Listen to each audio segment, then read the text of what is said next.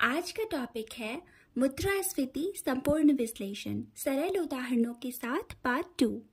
इसके पहले पार्ट 1 में हमने देखा मुद्रास्फीति क्या है, मुद्रास्फीति की परिभाषा और सरल उदाहरण, मुद्रास्फीति के कारण और मुद्रास्फीति कैसे मापी जाती है। आज के इस वीडियो में शामिल है मुद्रास्फीति का हमारी अर्थव्यवस्था पर प्रभाव, मुद्रास्फीति के लाभ और हानि, मुद्रास्फीति से लाभ और हानि प्राप्तकर्ता वर्ग और मुद्रास्फीति को नियंत्रित करने के उपाय। इससे पहले कि आज के वीडियो को शुरू करें, अगर आपने इसका पार्ट 1 नहीं देखा है तो आप आई बटन पर जाकर इसके पार्ट 1 को देख सकते हैं। तो चलिए शुरू करते हैं। पहले देखते हैं मुद्रास्फीति का हमारी अर्थव्यवस्था पर प्रभाव। मुद्रास्फीति का हमारी अर्थव्यवस्था और लोगों के जीवन पर गहरा प्रभाव पड़ता है, जिनमें कुछ प्रमुख हैं: ऊंची कीमतें, मुद्रा की क्रय शक्ति में कमी, बचत के मूल्य में कमी, जीवन की लागत पर असर, उधार लेने और उधार देने वालों पर असर, अनिश्चितता, निवेश की रणनीतियां, आर्थिक स्थिरता आदि। अब इन्हें विस्तार से समझेंगे और प्रत्येक बिंदु के लिए एक सरल उदाहरण का भी प्रयोग करेंगे। पहले देखते हैं ऊंची कीमतें। जब मुद्रास्फीति होती है तब वस्तुओं और सेवाओं की कीमतें बढ़ जाती हैं। इसका अर्थ है कि हमें वही चीजें खरीदने के लिए ज्यादा पैसा खर्च करना पड़ता है। उदाहरण के लिए, अगर किसी पुस्तक की कीमत पिछले वर्ष 200 रुपये थी और इस वर्ष मुद्रास्फीति के कारण वही पुस्तक 250 रुपये की हो गई है, तो हमें उसी पुस्तक के लिए अब पहले से ज्यादा पैसे खर्च करने पड़ेंगे। दूसरा पॉइंट है मुद्रा के क्रय शक्ति में कमी। जैसे जैसे कीमतें बढ़ती हैं, आपके आसपास उपलब्ध मुद्रा की कीमत कम हो जाती है। इसका मतलब है कि आप पहले जितना खर्च करके अब पहले से कम वस्तुएं खरीद पाएंगे। उदाहरण के लिए, पहले 100 रुपये में 10 चॉकलेट्स मिलती थी, तो अब महंगाई के बाद वही 100 रुपये केवल 8 चॉकलेट ही खरीद पाएंगे। इसके बाद देखते हैं बचत के मूल्य में कमी। अगर आप बैंक में बचत के लिए पैसे रखते हैं और मुद्रास्फीति अधिक है, तो आपकी बचत के मूल्य कम हो सकते हैं, क्योंकि वस्तुओं और सेवाओं की कीमतें बढ़ रही हैं। इससे आपके पास ज्यादा पैसा होने के बाद भी आप भविष्य में उतनी ही चीजें नहीं खरीद पाएंगे। जैसे अगर आपने बैंक में 10,000 रुपये जमा किए हैं और मुद्रास्फीति बढ़ती है, तो दैनिक आवश्यकता की चीजों की कीमतें क्या होंगी? बढ़ जाएंगी, और ऐसे में आप वही 10,000 रुपये से पहले जितनी चीजें नहीं खरीद पाएंगे। इसके बाद देखते हैं जीवन की लागत पर असर। मुद्रास्फीति बढ़ने पर जीवन की कुल लागत बढ़ जाती है। मतलब लोगों को दैनिक जरूरतों जैसे भोजन, आवास और परिवहन आदि पर ज्यादा खर्च करना पड़ता है। उदाहरण के लिए, अगर मुद्रास्फीति बढ़ने के कारण दूध की कीमत 65 रुपये प्रति लीटर से बढ़कर 70 रुपये प्रति लीटर हो जाती है, तो आपको रोजाना दूध खरीदने के लिए पहले से ज्यादा पैसे खर्च करने पड़ेंगे। इसके बाद देखते हैं उधार लेने और उधार देने वालों पर असर। मुद्रास्फीति उधार लेने वालों के लिए फायदेमंद हो सकती है, क्योंकि वे अपने कर्ज को कम मूल्य वाले पैसे से चुका सकते हैं, लेकिन उधार देने वाले को नुकसान हो सकता है, क्योंकि उन्हें वही पैसे वापस मिलते हैं जिनके मूल्य अब कम हो चुके हैं। जैसे अगर आपने 10,000 रुपये का कर्ज लिया था और मुद्रास्फीति बढ़ने के बाद आपको उसी पैसे से कर्ज चुकाना पड़ता है, तो आप पुराने पैसे की तुलना में कम मूल्य चुकाएंगे, लेकिन उधार देने वाले को वही पैसे कम मूल्य के मिलेंगे। मतलब पहले से अब उस पैसे का मूल्य कम हो चुका है। इसके बाद देखते हैं अनिश्चितता। उच्च मुद्रास्फीति से अर्थव्यवस्था में अनिश्चितता बढ़ जाती है, जिससे लोगों और व्यवसायों के लिए भविष्य की योजना बनाना मुश्किल हो जाता है, और इससे निवेश और दीर्घकालिक वित्तीय निर्णय भी प्रभावित हो सकते हैं।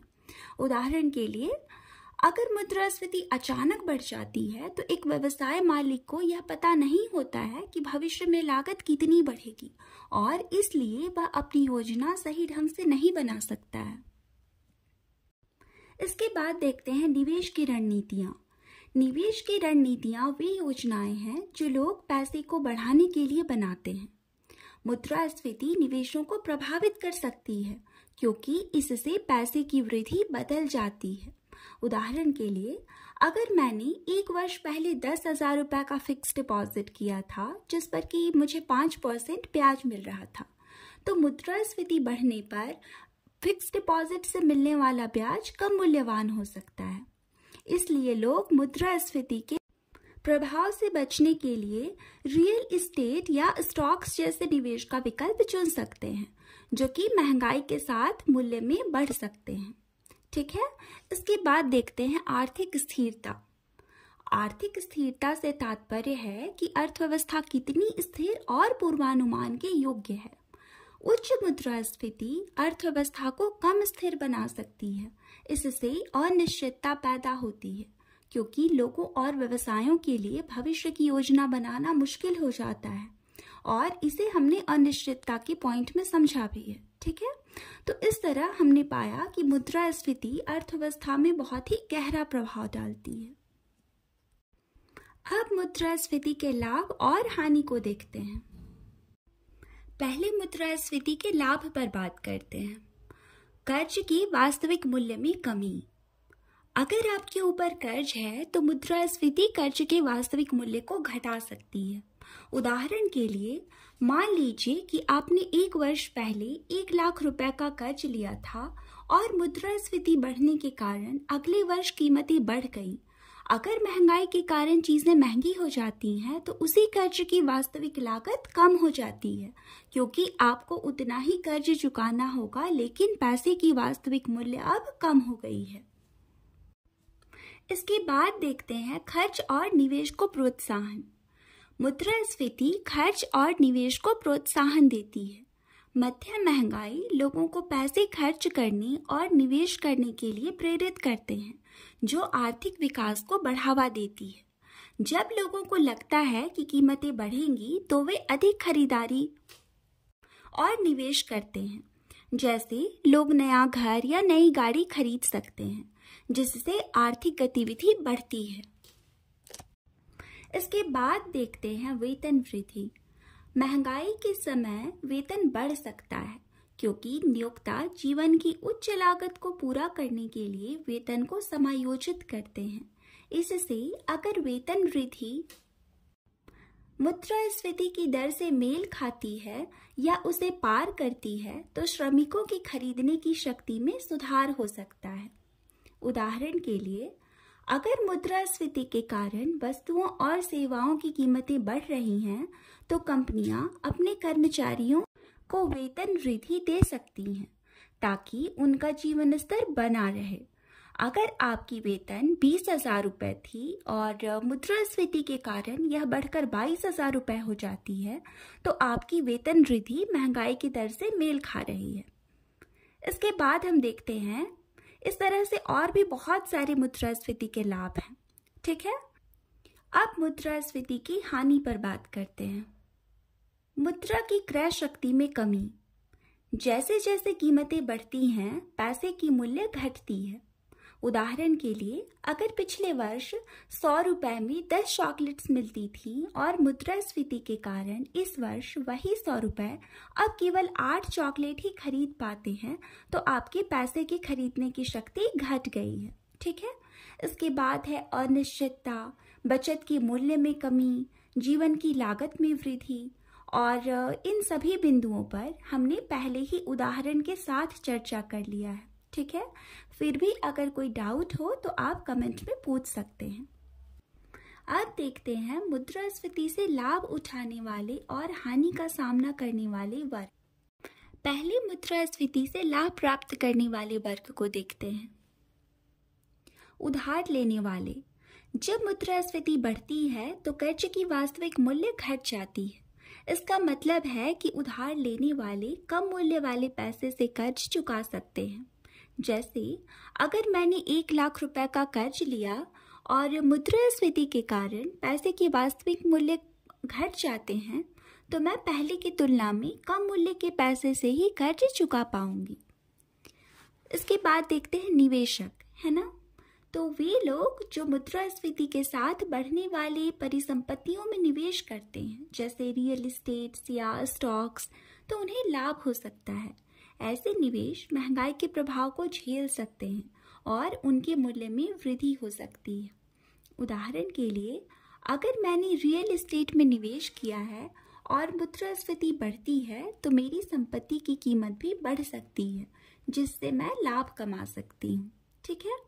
इसके बाद मुद्रास्फीति से लाभ प्राप्त करने वाले वर्ग में संपत्ति मालिक भी आते हैं, क्योंकि संपत्ति की कीमतें महंगाई के साथ बढ़ सकती हैं, जिससे संपत्ति मालिकों की संपत्ति की मूल्य बढ़ जाती है।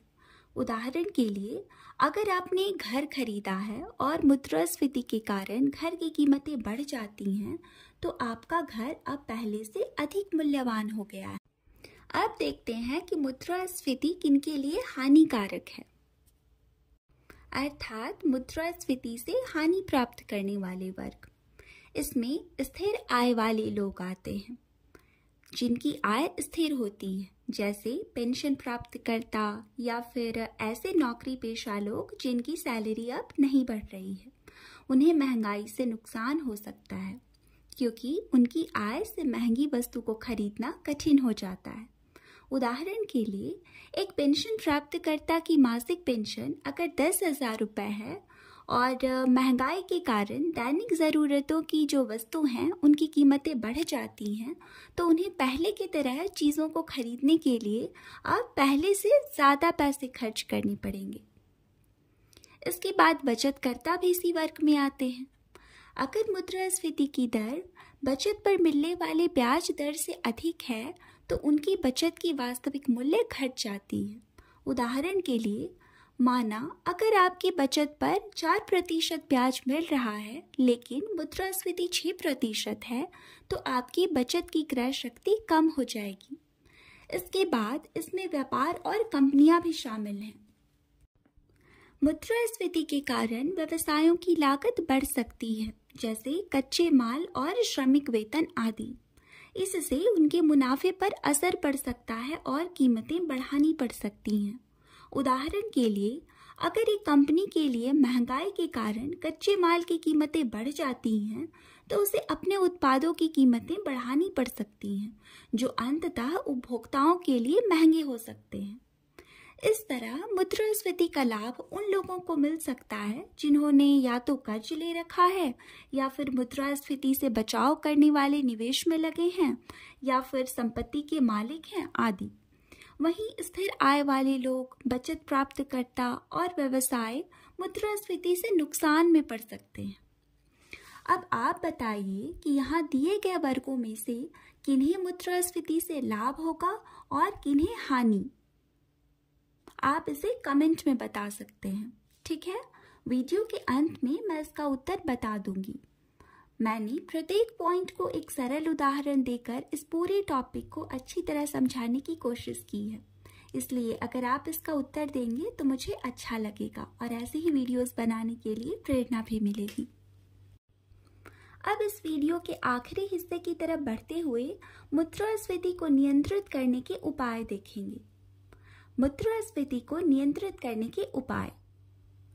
इसमें एक उपाय मौद्रिक नीति हो सकती है।